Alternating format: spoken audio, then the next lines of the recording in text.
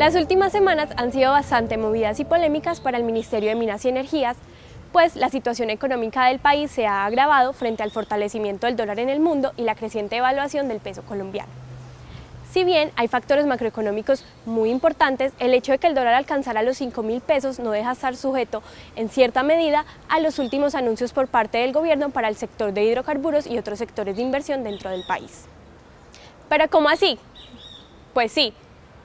La importancia del sector de hidrocarburos recae en que cumple un papel fundamental en el ingreso de dólares en el país, es decir, que los bolsillos de los colombianos dependen en buena medida de que los extranjeros decidan invertir en el país por cuenta de los contratos de hidrocarburos, básicamente. Pero bueno, eso es un tema largo y complejo del que la mayoría de países del tercer mundo podría dar cuenta. Venga que acá le explicamos un poquito. La industria de los hidrocarburos representa una buena parte de los ingresos por exportaciones en Colombia.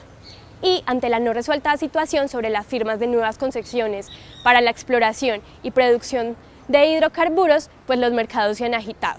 No solo porque no hay directrices o respuestas claras por parte del gobierno, sino también por las últimas situaciones problemáticas en la Junta y acciones de Ecopetrol y, aún más importante, por los impuestos propuestos para el sector de hidrocarburos en la ya aprobada reforma tributaria, como la no deducción de regalías y las sobretasas al carbón y al petróleo.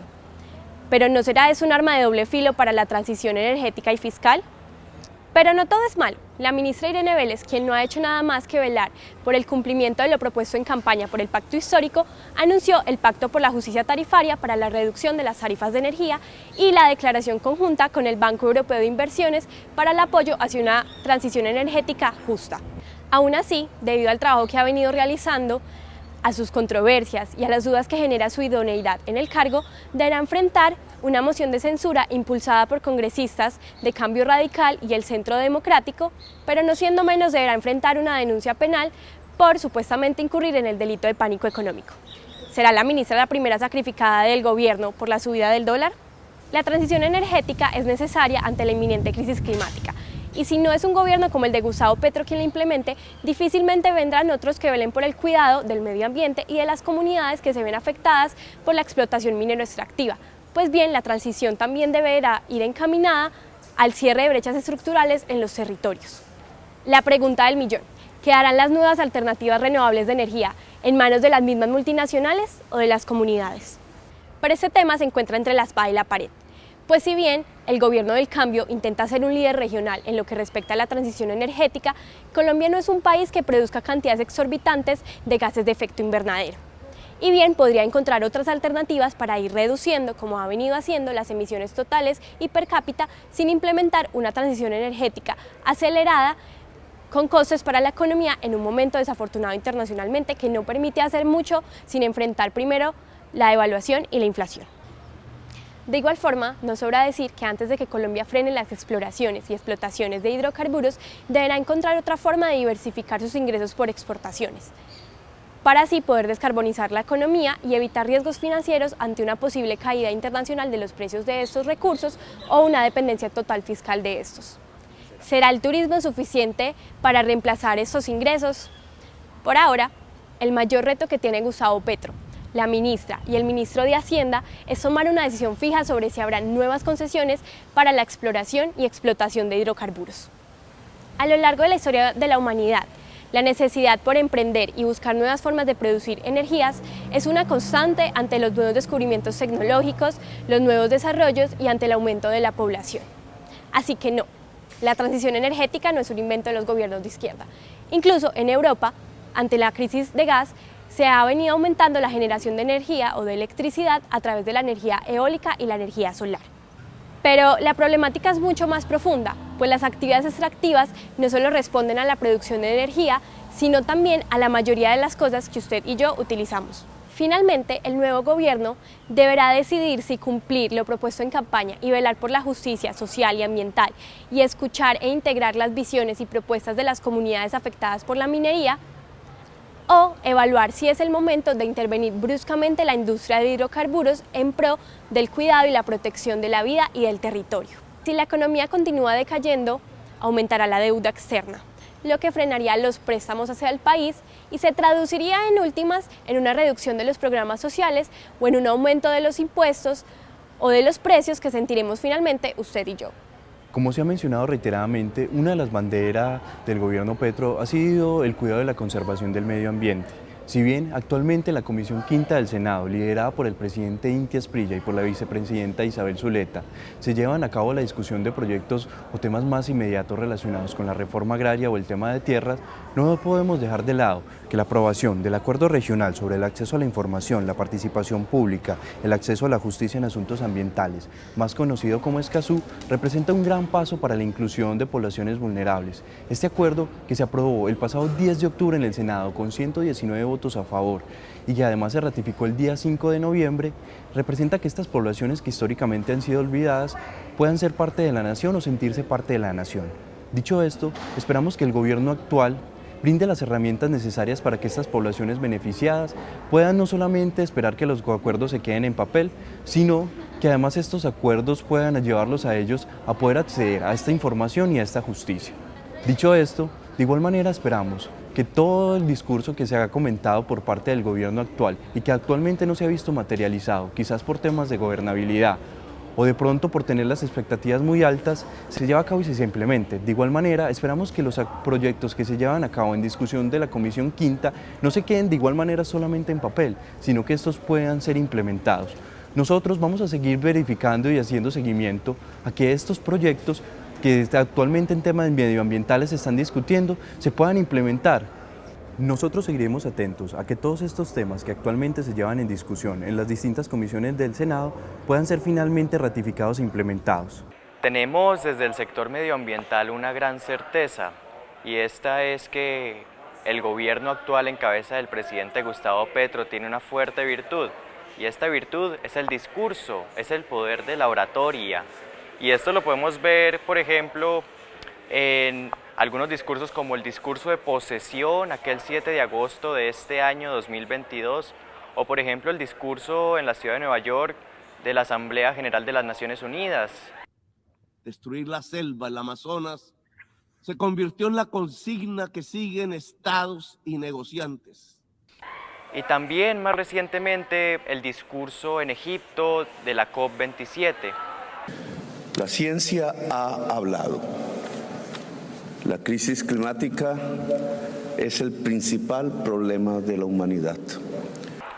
Un enfoque que han tenido estos tres discursos y muchos otros que ha presentado el gobierno es aquel enfoque medioambientalista, es aquel enfoque que se preocupa por la protección del medio ambiente. Y uno de los bastiones más importantes del discurso es el tema de la transición energética. Pero como muchos expertos afirman, esta transición primero tiene que pasar por el pensamiento de la sociedad antes de materializarse en hechos y políticas concretas. Es decir, ir a qué está generando el problema y pensar qué es lo que realmente nos tiene en vilo y lo que nos tiene como comunidad buscando alternativas y buscando soluciones al problema de la energía en el mundo. Ahora bien, como se mencionó al principio, aquel discurso tan poderoso, tan retórico que tiene el gobierno, no se puede quedar solo en eso. Y desde la academia y la investigación vamos a ponerle la lupa para que ese discurso medioambientalista no se quede solo en palabras, sino que para el bien del país y para el bien del planeta, como lo asevera el gobierno, se materialice en políticas concretas.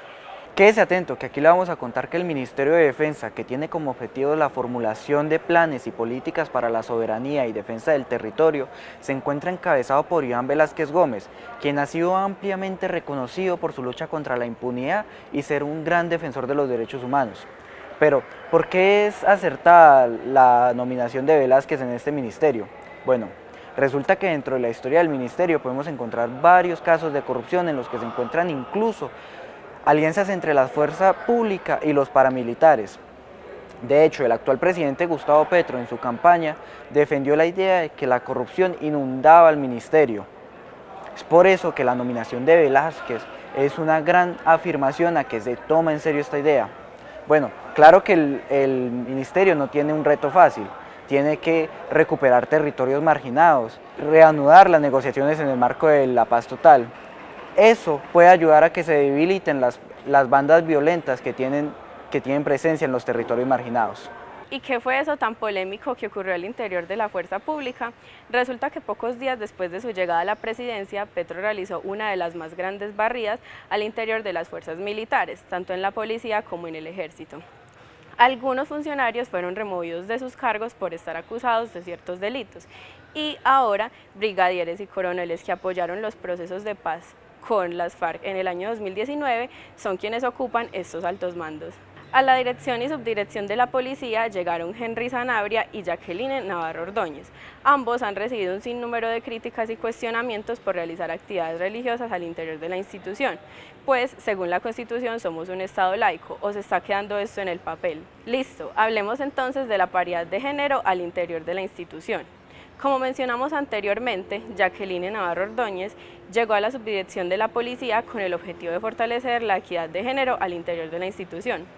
No obstante, ha sido este un nombramiento bastante cuestionado, pues realmente no propicia una representación contundente a las colectivas feministas y a los movimientos políticos de mujeres. Y es que no basta con nombrar a una mujer en estas posiciones de poder y jerarquía, es necesario propiciar una representación real y contundente que permita canalizar los intereses y el clamor social al interior de instituciones como esta. Ahora, estas estrategias que se han planteado desde la institucionalidad realmente han propiciado impactos significativos y avances en temas de género, pues como se prometió en campaña, el cambio sería con las mujeres. Es momento entonces de cuestionarnos, porque durante las últimas semanas el país ha vivido una oleada aberrante de violencias basadas en género. 4 casos de agresión sexual, un caso de agresión física y 2 feminicidios nos dejan en un panorama de bastante incertidumbre, pues el actual gobierno y las instituciones de la fuerza pública no han mostrado un real interés en pasar de los discursos al desarrollo de planes de prevención y acción para la erradicación de esas problemáticas estructurales.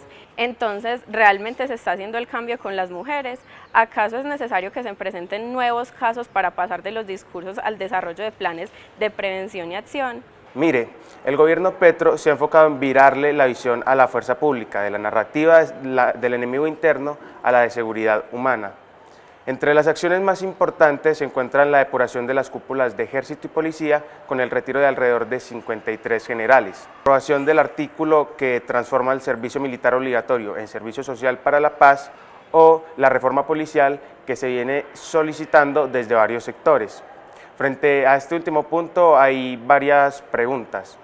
¿Qué van a reformar? ¿Cómo lo van a hacer y por qué lo van a hacer? ¿Si es necesaria esta reforma o es solo una jugadita del gobierno para seguir violentando a los policías como dice la oposición? Pues bien, gracias a la agudeza histórica del conflicto armado en Colombia, la policía adoptó un rol más militar que civil. Eso lo podemos ver tanto en las formas como en el fondo.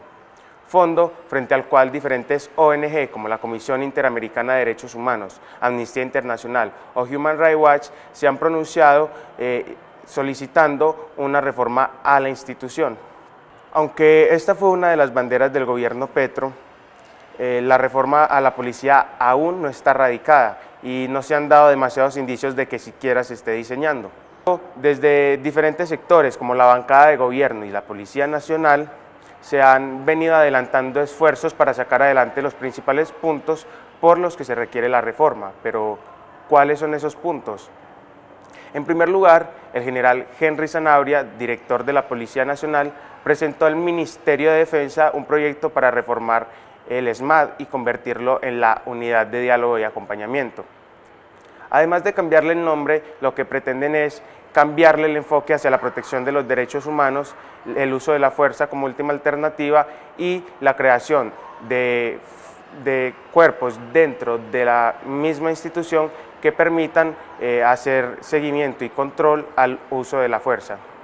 Por otro lado, los congresistas María José Pizarro, Inti Asprilla y David Racero presentaron 2 proyectos de ley de reforma a la policía.